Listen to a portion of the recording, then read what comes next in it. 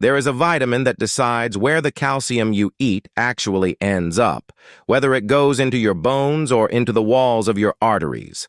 Almost nobody mentions it. Most calcium supplements do not contain it, and one ordinary cheese is among the best sources there is. If you have been told your bone density is falling, if the word osteopenia or osteoporosis has appeared in a letter from your doctor, or if you simply know that a fall at your age is a different proposition than it was at 40, this is for you. Bone loss accelerates sharply after 60, and for women after menopause, it accelerates faster still. And here is the thing that surprises people most. Large reviews of calcium supplements have repeatedly found disappointing effects on fracture risk, which is not because calcium does not matter. It is because bone is not made of calcium alone. It is roughly half protein by weight, and it needs vitamin D, vitamin K, magnesium, boron, and silicon to assemble properly. So here is what you are getting. 20 foods that support the whole structure rather than one mineral, and for each one what it delivers, how much, and what it costs. This is general information, not medical advice. If you have kidney disease, take warfarin, or are already on medication for your bones, please talk to your doctor before changing things, because several items here interact directly. Stay for number 18, a hedgerow flower that has been studied specifically for bone density in women after menopause. And number 19 is the cheese I opened with, one of the richest sources of that missing vitamin anywhere. Number 20 has the strongest human trial evidence of anything on this list, and it is sitting in the dried fruit aisle for about $4. If careful research without the hype is your kind of thing, subscribe to Healing Garden, one honest video a week. And if this is useful, tap like, so it reaches other people who have had that letter from their doctor. Number 1, collard greens, the absorption champion. A cooked cup delivers around 270 milligrams of calcium, and crucially, it is calcium your body can actually use, because collards are low in the oxalates that lock calcium away in other greens. Absorption studies put low oxalate greens at around 50 to 60% uptake, roughly double the rate from milk. They are a loose-leaf cabbage, the traditional green of the American South and of Portuguese caldo verde. If dairy has stopped agreeing with you, and it does for a great many people as they age, this is the single most efficient plant swap available. You are not just getting calcium, you are getting calcium in the form your gut handles best. That distinction between what a label says and what your body absorbs runs through this entire video. Absorption research has consistently found that oxalate is the deciding factor, which is why spinach, despite its high calcium content on paper, contributes almost nothing usable, while collards, kale, and cabbage family greens contribute a great deal. Collards also carry a large amount of vitamin K1, which is directly involved in bone protein formation. That same vitamin K content means anyone on warfarin needs to keep their intake steady rather than sudden. Roll the leaves and slice them into ribbons, then braise slowly for 30 minutes with garlic and a splash of vinegar, which softens them properly. A bunch costs about $2.50 and feeds several meals. They tolerate frost and keep producing through winter in most climates. The next one is the leafy top of a root vegetable that most people throw straight in the bin. Number 2, turnip greens, the part you discard. A cooked cup carries around 200 milligrams of calcium, again in the well-absorbed low oxalate form, plus a very large dose of vitamin K. When you buy a bunch of turnips, you are paying for the roots and being handed the more nutritious half for free.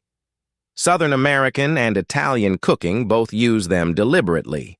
If your food budget is genuinely tight, this is the closest thing to free nutrition in a supermarket. The greens usually cost nothing extra. Most shoppers ask for them to be cut off, and they carry more calcium and vitamin K than the root ever will. The same is true of beetroot tops, radish tops, and carrot tops, all of which are edible and all of which get binned. Turnip greens are among the densest sources of vitamin K1 in the ordinary food supply, and vitamin K is required to activate osteocalcin, the protein that binds calcium into the bone matrix so that it stays there. Population research has repeatedly associated higher vitamin K intake with better bone density and a lower fracture risk in older adults, and the association holds across several large cohorts. The trial evidence for isolated supplements is considerably more mixed, which is a pattern you will notice again and again through this video, and it is one of the better arguments for getting these things from food rather than a bottle. Cook them for 15 minutes with onion and something savory, and expect a mild mustardy bite, which is milder in the young leaves. They are usually free with the turnips, or about $2 a bunch on their own. They grow very quickly from seed, ready in 6 weeks. The next one is the sharpest of the three and the most underestimated. Number 3, mustard greens, the peppery one. A cooked cup gives around 165 milligrams of well-absorbed calcium, along with vitamin K, vitamin C, and the sulfur compounds that give the leaf its heat. They are the leaves of the same plant family that gives us mustard seed, and India, China, and the American South all built dishes around them independently. Cooking tames the pepperiness considerably. If your food has become bland, and you are compensating with salt, and salt is one of the things that pulls calcium out of bone, mustard greens solve both ends of that problem. They bring their own strong flavor, so the dish needs less seasoning, and they contribute calcium rather than costing you any. High sodium intake genuinely does increase urinary calcium loss, which makes this a double benefit. Mustard greens belong to the brassica family and carry glucosinolates, the same compound studied in broccoli and cabbage. For bone specifically, the value is the low oxalate calcium and the vitamin K. Like all the dark greens here, they are high enough in vitamin K that anyone taking warfarin should keep their intake consistent from week to week rather than swinging between none and a great deal. Stir-fry them fast with ginger for 3 minutes, or braise them slowly for 30, but avoid the middle ground where they turn bitter and gray. A bunch costs about $2. They grow in cool weather and bolt in heat, so sow them in spring or autumn. Right after this, the cabbage with the highest calcium absorption rate ever measured in a food. Number 4, Chinese cabbage, sold as Napa, the highest absorption. In the studies that measured how much calcium the human body actually takes up from different foods, Chinese cabbage came out at the very top, with roughly 54% absorbed against about 32% from milk. The total calcium per serving is lower than milk, but what gets in is what counts. It is the base of kimchi and of countless Chinese braises.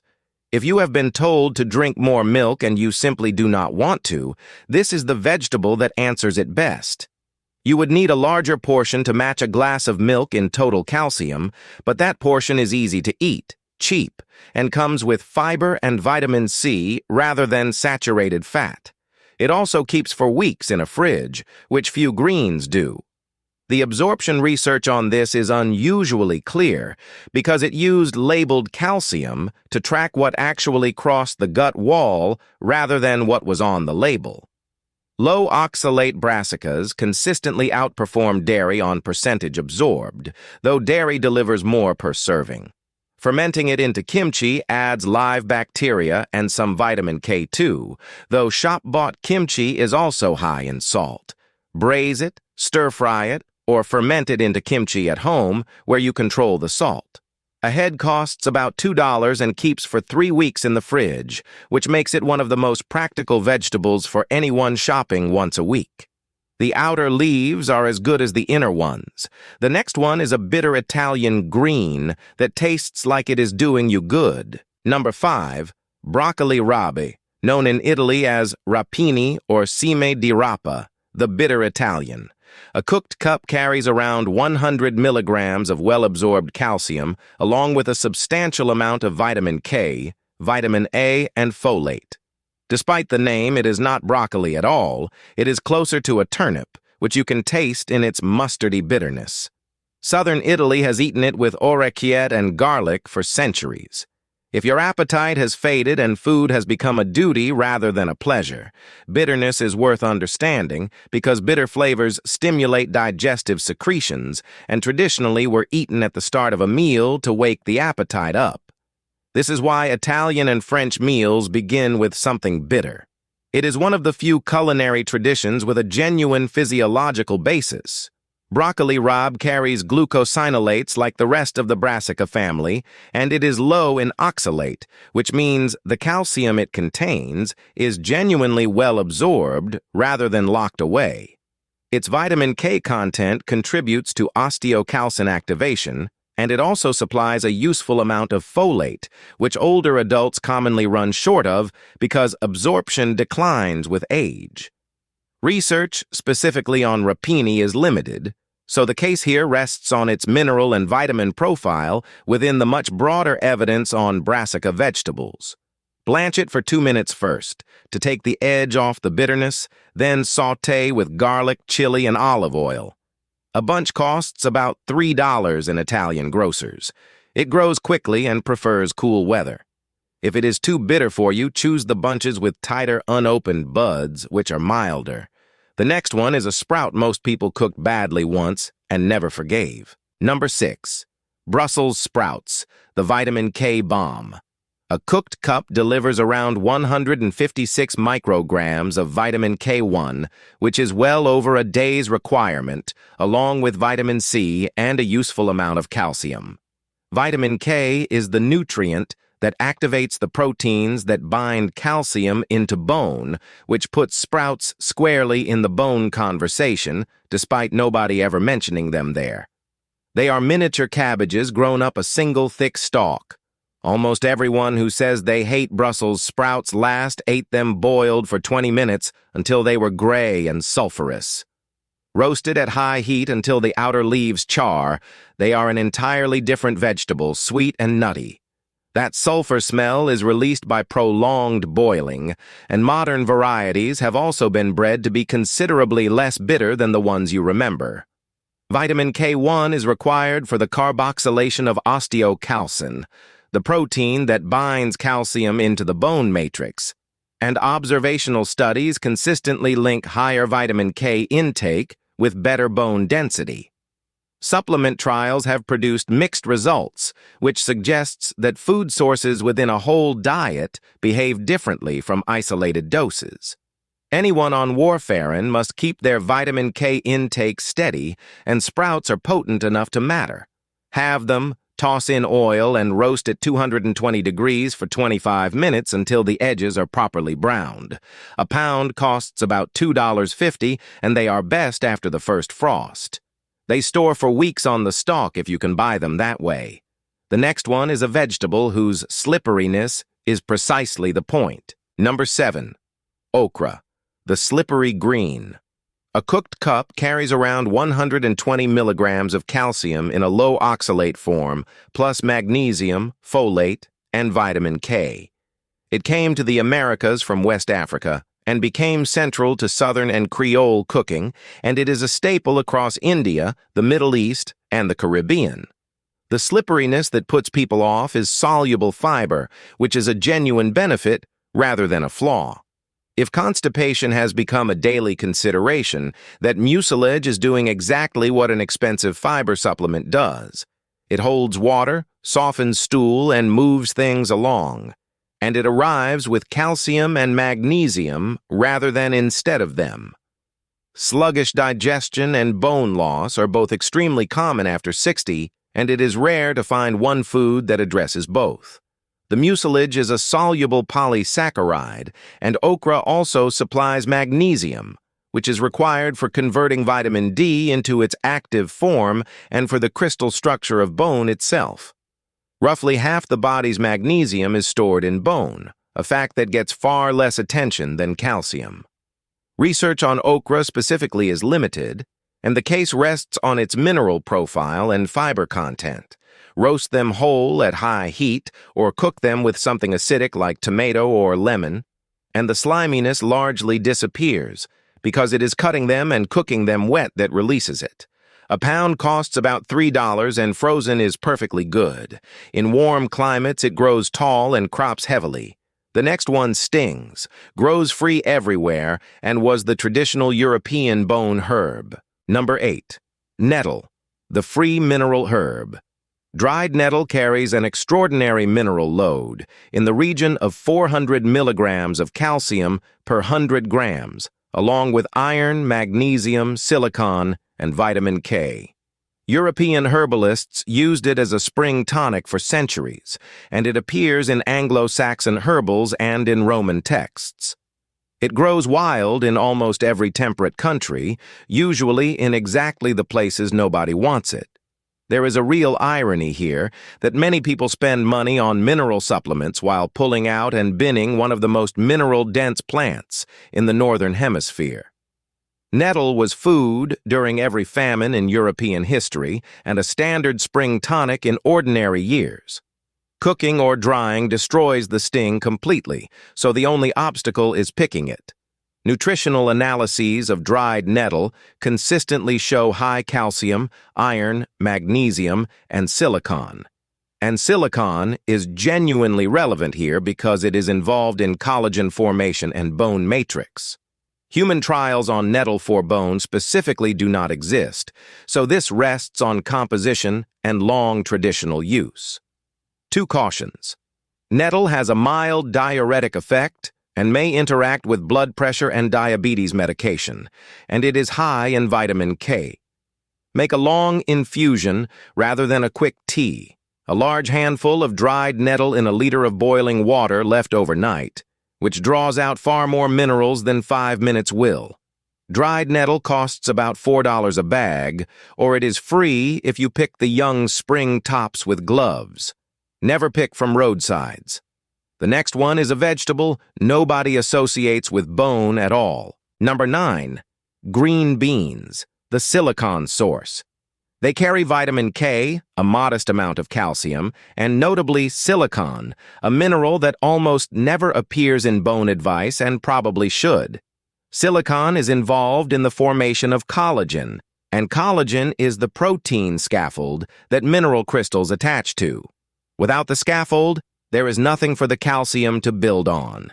If your vegetables have narrowed to 2 or 3 familiar things, green beans are worth keeping on the list precisely because they are ordinary and everybody eats them. Not every useful food has to be exotic. The most valuable dietary changes after 60 are almost always the small, consistent ones, rather than the dramatic ones you abandon in a fortnight.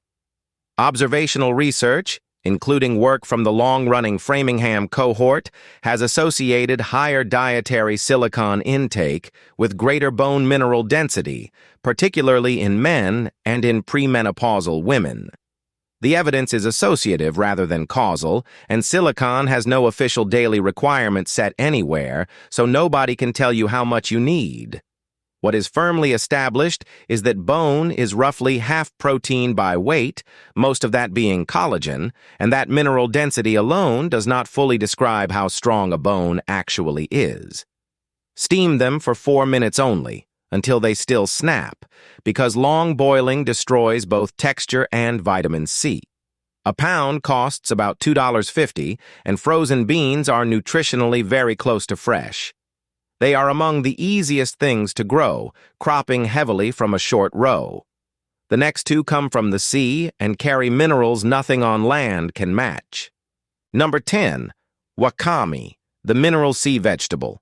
It carries around 150 milligrams of calcium per 100 grams, along with magnesium, iodine, and vitamin K, and it is the seaweed in miso soup. Japan and Korea have eaten it daily for over 1,000 years, and it is traditionally given to new mothers in Korea specifically for recovery. It rehydrates from a dry scrap into a substantial ribbon within minutes.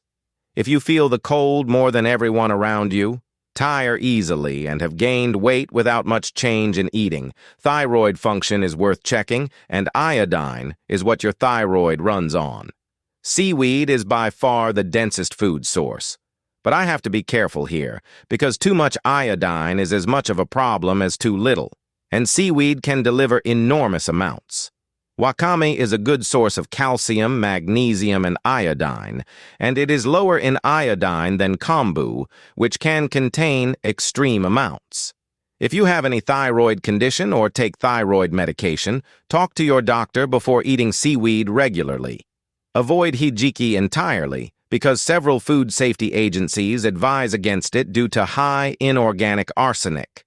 Wakame and nori are the safer everyday choices. Soak a tablespoon of dried wakame for 5 minutes and add it to soup, or dress it with rice vinegar and sesame as a salad.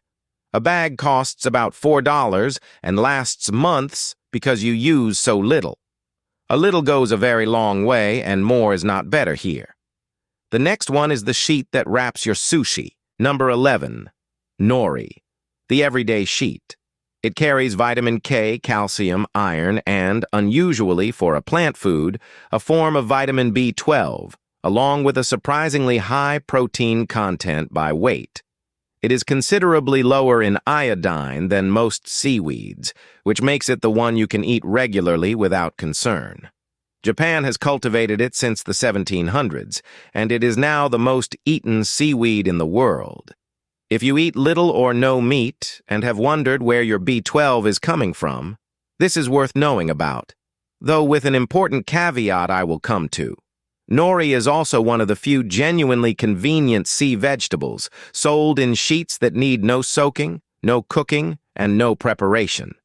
You can tear one into a soup or eat it as it is. Here is the honest caveat.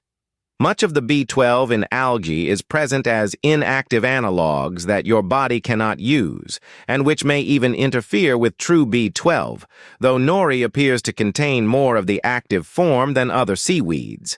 It should not be relied on as a sole B12 source. As a source of vitamin K, calcium, and iron alongside a varied diet, it is genuinely useful.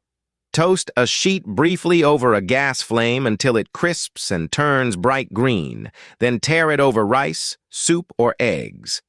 A pack of 10 sheets costs about $3. Store it airtight because it goes soft and leathery within days of opening.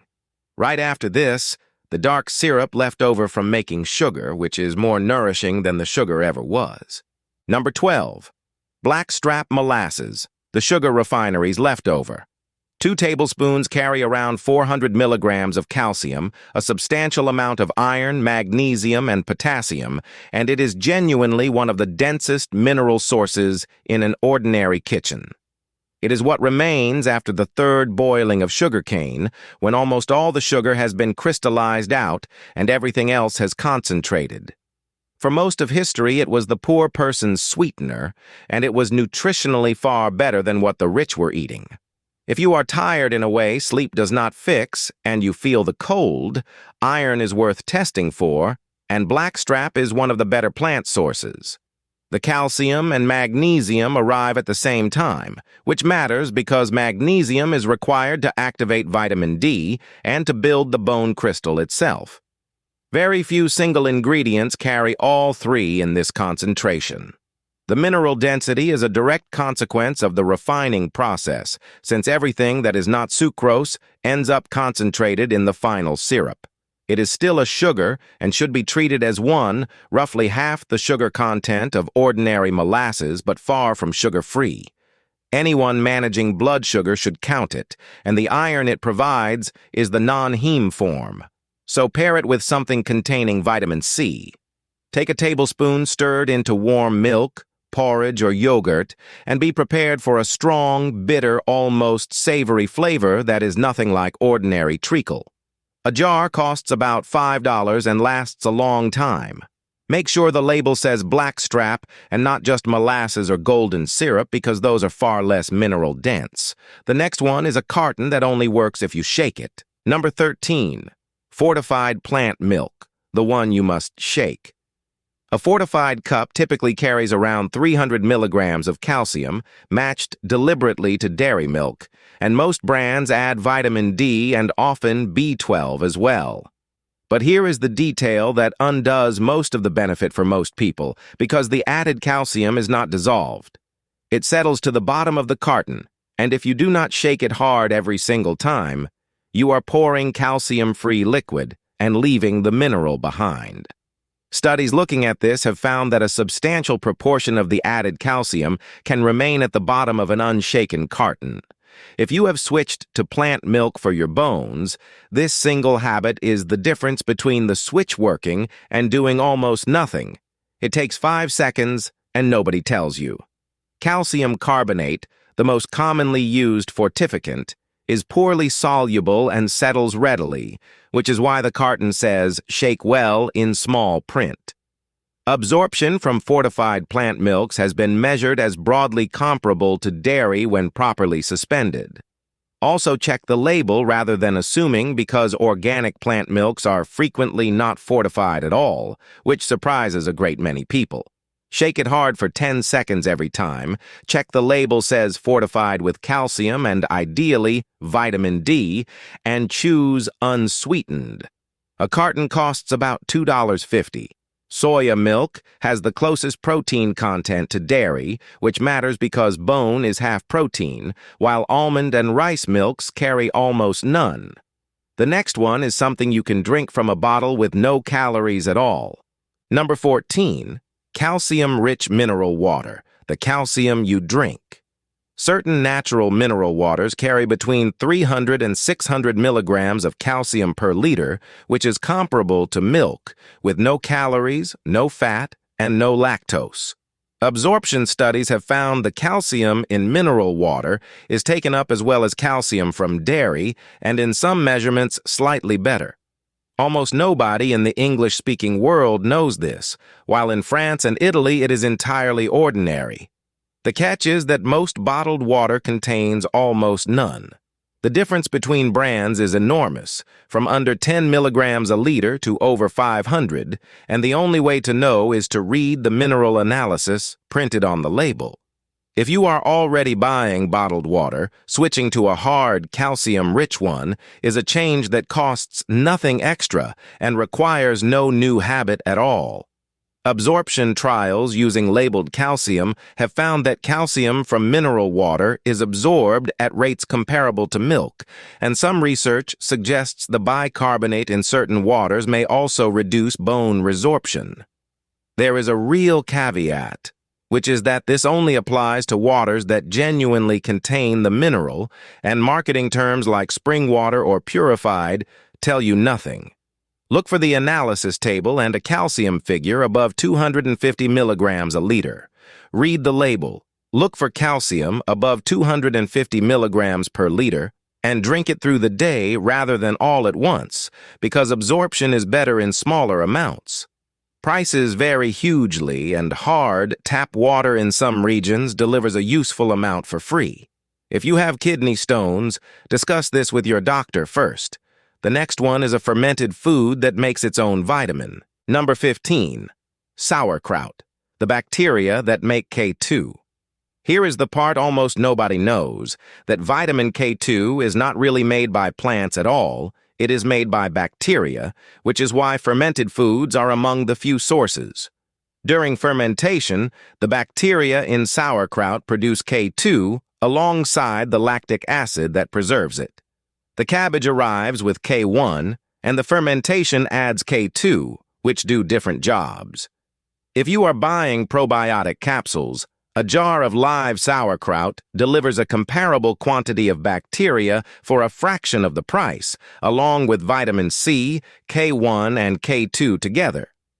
The important word is live, because most supermarket sauerkraut has been pasteurized, which kills the bacteria and removes the entire point.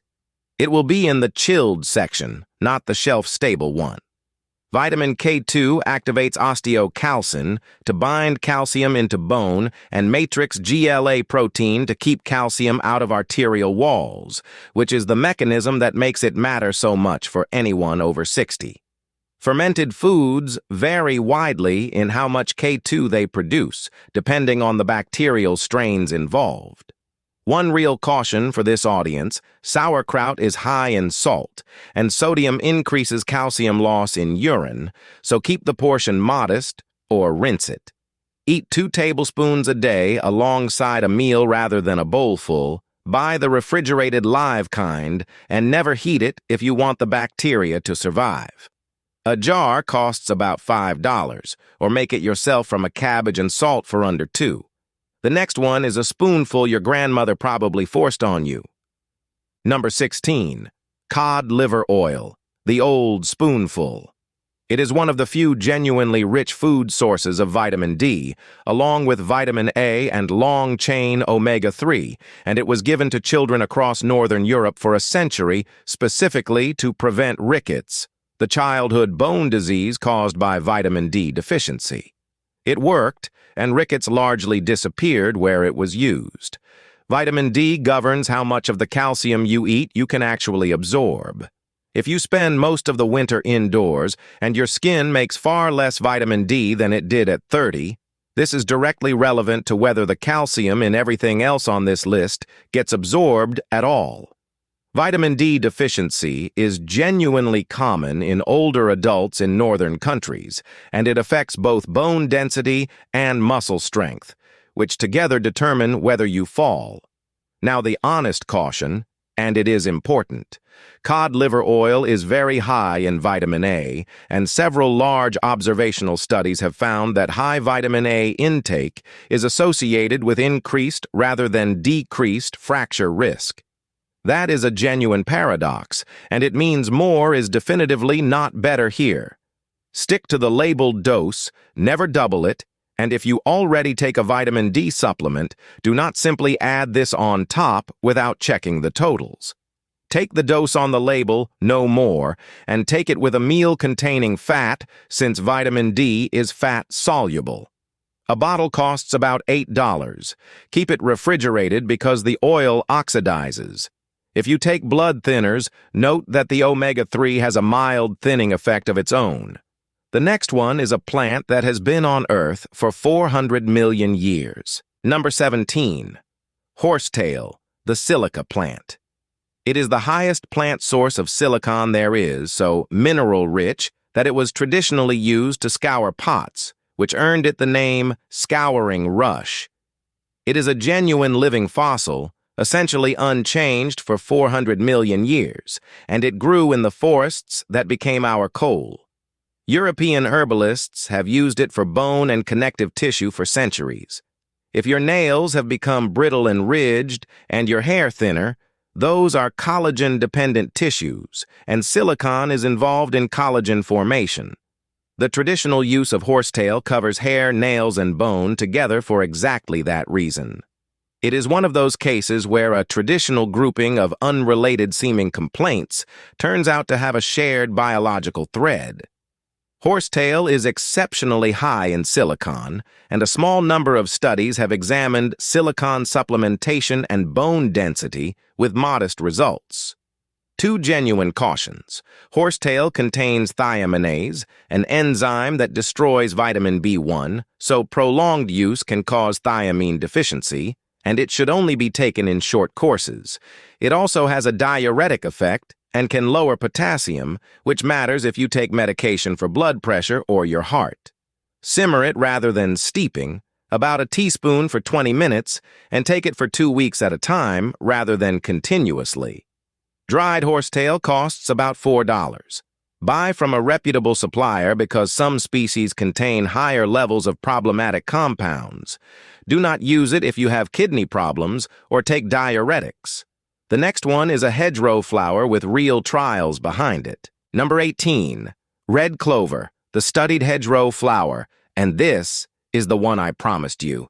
It is one of the richest sources of isoflavones, plant compounds structurally similar to estrogen, and because bone loss accelerates sharply when estrogen falls after menopause, it has been studied specifically for bone density in postmenopausal women.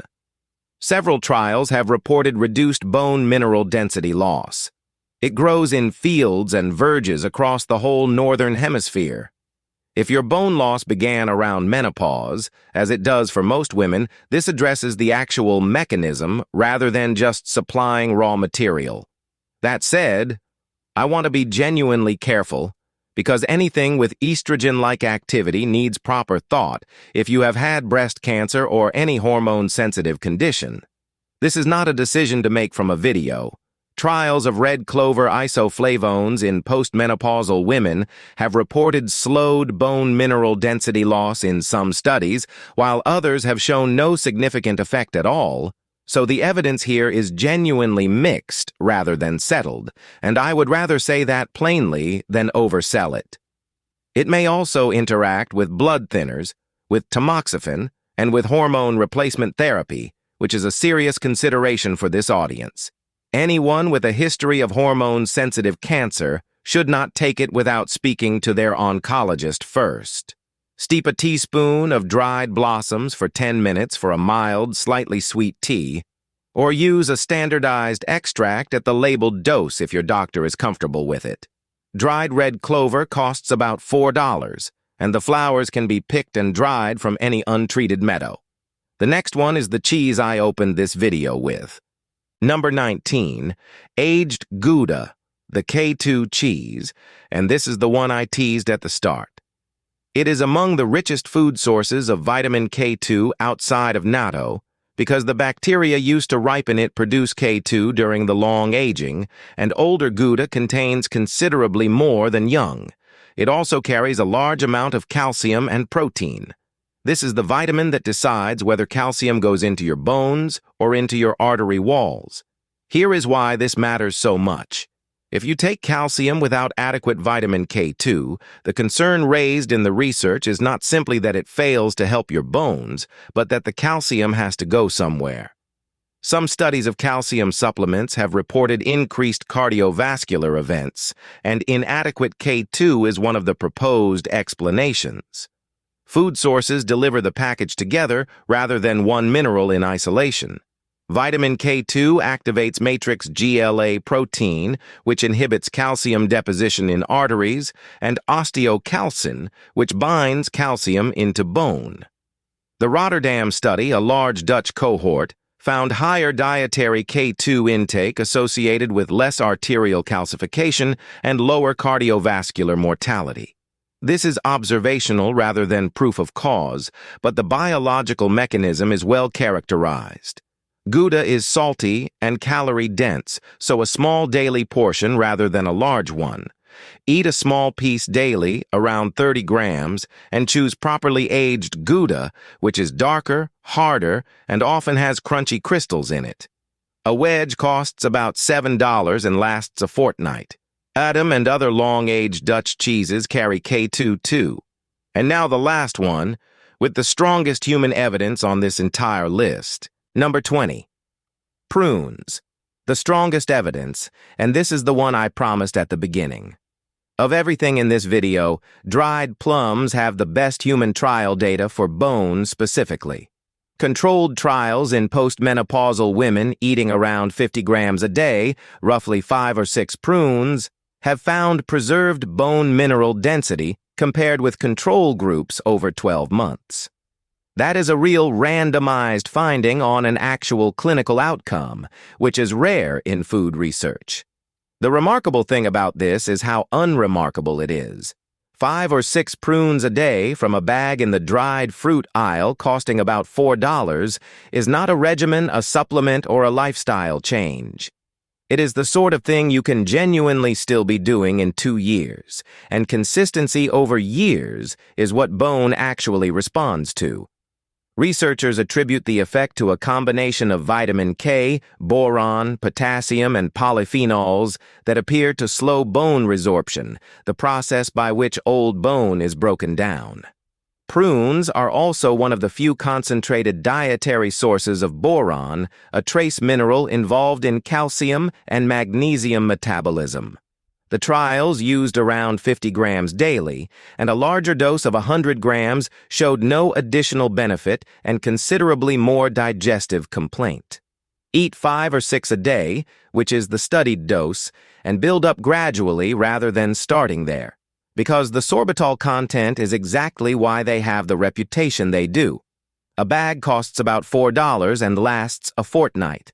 They need no preparation and keep for months.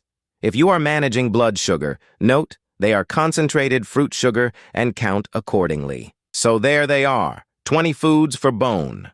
Look back across the list and the theme is the one I opened with. Almost nothing here is on it for calcium alone. Collards and Chinese cabbage are here because their calcium is absorbable where spinach's is not. Gouda and sauerkraut are here for vitamin K2. Cod liver oil for vitamin D, nettle and horsetail for silicone, prunes for boron and polyphenols. Bone is a living tissue, half protein, and it needs the whole set. If you do nothing else, pick two. I would suggest prunes, about $4, 5 or 6 a day, because they have the best human trial evidence here by a clear margin. And a wedge of aged Gouda, about $7, a small piece daily, for the vitamin K2 that decides where your calcium ends up. Neither requires cooking or a new habit. And now, the part that matters most. This is general information, not medical advice. If you take warfarin, the vitamin K in almost every green on this list directly affects your dose, so consistency matters enormously, and you must speak to whoever manages it. If you have kidney disease or kidney stones, several items here need checking first. If you have had a hormone-sensitive cancer, do not take red clover without asking your oncologist. And if you already take medication for osteoporosis, keep taking it, because food supports that treatment rather than replacing it. Tell me in the comments whether you have had a bone density scan and what surprised you about the result, because the conversations under these videos are consistently more useful than anything I could write. If you found this useful, subscribe to Healing Garden. One careful video a week, honest about what the evidence does and does not show. Next time we look at blood sugar, 20 foods that help keep it steady after 50, and what to eat instead of the things you have been told to give up. Until then, eat well and look after yourself.